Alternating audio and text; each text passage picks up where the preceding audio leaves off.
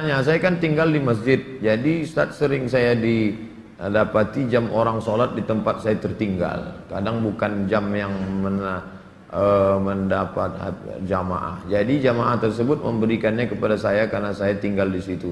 Bagaimana itu Pak Ustaz? Buat pengumuman kehilangan, pernah saya buat nggak ada respon. Sekarang di kamar saya ada 2 jam orang tertinggal. Misalnya saya mau pakai, gimana hukumnya Pak Ustaz? Ini namanya luqatah. Luqatah, barang temuan itu menjadi milik engkau wahai adinda kalau sudah setahun tak ada pemiliknya. Setahun tak ada pemiliknya, catat tanggalnya. Setahun tak ada pemiliknya, maka punya engkau. Berdoalah, pokoknya selama setahun itu berdoa supaya tak datang pemilik. Kalau dalam setahun itu ada pemiliknya, apa boleh buat, belum rezeki. Mudah-mudahan ada yang kehilangan lagi. Kenapa sebagian orang tak mau baca Sayyidina dalam salawat Nabi? Apa alasannya? Alasannya karena katanya menambah-nambah. Allahumma salli ala Sayyidina. Yang tambah-tambah.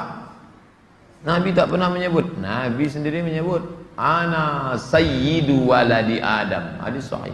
Ana Sayyidu waladi Adam. Aku pemimpin anak cucu Adam. Maka saya pun menyebut Allahumma salli ala Sayyidina Muhammad. Allahumma salli wa sallim alaih. Tapi saya tak ekstrim. Yang mau pakai Sayyidina silakan. Yang tak mau pakai Sayyidina tak apa-apa. Tapi saya pakai Sayyidina jangan salahkan. Dalam solat tak membaca bismillah, dalam baca al-fatihah, apa solatnya sah? Tentang baca basmalah dalam fatihah hukumnya 3. Mazhab Syafi'i pakai bismillah jahar. Bismillahirrahmanirrahim. Syafi'i. Kalau Hanafi sama Hambali, Alhamdulillahi Rabbil Alamin Ar-Rahmanir Rahim. Itu Hanafi sama Hambali.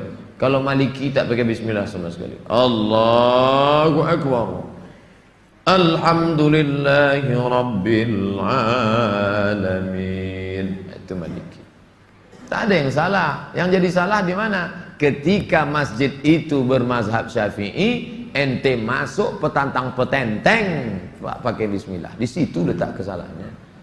Makanya ketika Syekh Abdurrahman Sudes, Imam Masjidil Haram ke Istiqlal, dia pakai bismillah. Terkejut-kejut orang Jakarta.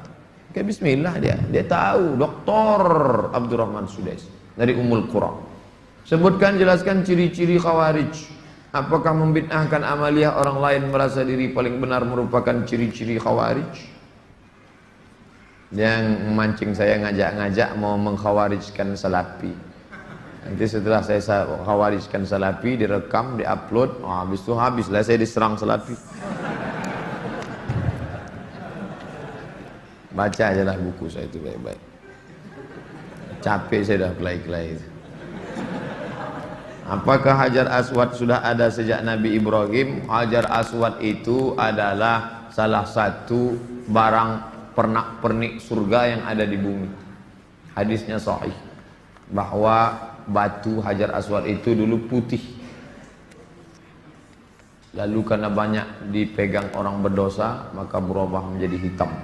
Itu bukan pendapat ulama, hadisnya sahih tentang Hajar Aswad. Dibawa Nabi Adam rindu dengan surga, maka diturunkan Allah. Jadi bukan Adam. Ada pula saya dengar orang ceramah, waktu Nabi Adam mau turun ke surga, dia ada mau bawa, diambilnya batu, dikepitnya di ketiaknya.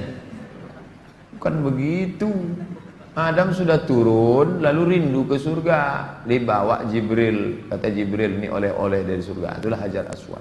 Aslinya putih, tapi karena dipegang oleh orang-orang berdosa, menempel dosanya itu di batu itu menjadi hitam. Bukan yang bulat itu Hajar Aswad. Ada butir-butir kecil-kecil hitam-hitam dia. Tengok dari dekat. Itulah Hajar Aswad. Ditempelkan ke dalam batu. Baru dibalut dengan cangkang yang terbuat dari besi. Nah, itu yang dicium. Batu kecil-kecil dalam. Yang besar itu batu biasa. Ditempelkan ke dalam batu biasa. Hajar Aswad. Kalau istri tadi putih kemerahan, panggil dia Humaira. Kalau hitam ya Hajar Aswad.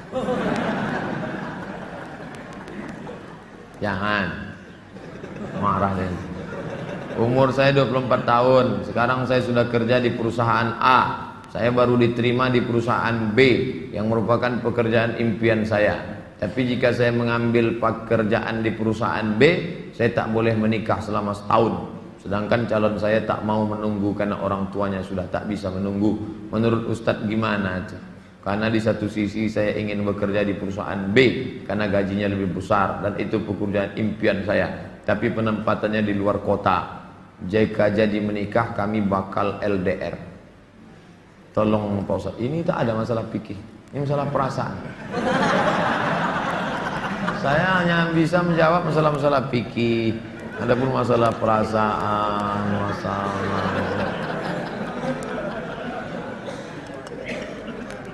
saya yang bisa saya jawab tuh halal, haram, makruh, mubah, rukun, syarat, wajib, sunat, sunat muakkad. Adapun masalah ini baiknya kalian duduklah musyawarah. Adinda, kita menikah ini kan saling pengertian. Aku kuliah pontang-panting mau kerja ini kerja kembali. Tolonglah kau pahami keadaanku sekarang. Kalau dari awal aja dia tak bisa ngerti kita, gimana setelahnya? Ini belum lagi menikah, main paksa-paksa, tak bisa. Ini dua makhluk yang berbeda. Walaupun sama-sama mau makan telur ayam, yang satu mata sapi, yang satu dadar, bisa berkelahi. Ini harus mengalah. Hari ini aku mata sapi, besok kau dadar. Ya, lama-lama yang mata sapi suka dadar, yang dadar suka mata sapi. Harus begitu. Nah, kan keperasaan juga ujung. Berapa menit setelah berbuka baru azan Pak Ustaz? Waktu azan itulah berbuka. Tengok definisi puasa. Imsakun nafsi, menahan diri anil mahzurati, dari semua yang membatalkan puasa. Min tulu'il fajri, dari terbit fajar. Terbit fajar itu azan subuh. Ila ghurubis syamsi, tenggelam matahari, syafaq ahmar, azan maghrib. Hanya saja bagi muazin minum dia dulu. Muazin itu dianjurkan minum dia. Zahabadh dhama'u wa batallatil uruq wa thabatal ajru, baru dia azan. Allahu akbar, Allahu akbar. Nah, itu dah minum tuh. Kalau yang belum minum, Allah, belum minum. Apakah boleh kita makan setelah selesai, setelah Isya masuk? Yang penting batalkan dulu puasanya dengan minum kah, makan buah kah. Jangan makan es, karena usus itu kering. Knalpot yang kering panas disiramkan air es, mengelupas cat-catnya. Begitulah usus kita itu rusak. Maka yang